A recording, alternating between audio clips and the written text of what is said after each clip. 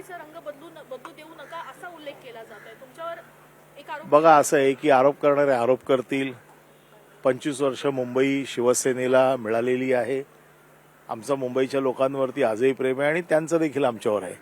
त्यामुळे निर्णय लागेल. तेजस्वी घोसाळकरांनी अखेर भाजपमध्ये प्रवेश केलेला आहे, कसं बघताय? तो त्यांनी निर्णय घेतलाय त्यांचा. आता त्यांचा वॉर्ड रिझर्व झाला होता.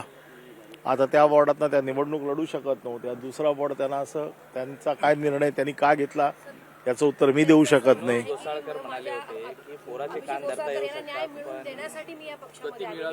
ठीक आहे ना, त्यांनी जे सांगितलंय त्याच्यावरती मी कसं उत्तर देणार. त्यांच्यावर दबाव असू शकतो, त्यांनी पक्षप्रवेश करावा या दृष्टीने. नाही मला असं चौकशी आणि त्यांचा पक्षप्रवेश या दोन गोष्टी मला असं कुठलाही त्याचा असा अर्थ वाटत नाही किंवा असं काही वाटत नाहीये. तो त्यांचा स्वतंत्र निर्णय आहे. विनोद घोसाळकर आजही शिवसेनेबरोबर आहेत. आम्ही विनोद घोसाळकरांना ओळखतो. त्याचं कारण असं आहे की ते मूळ कार्यकर्ते आमचे ते. चला, धन्यवाद.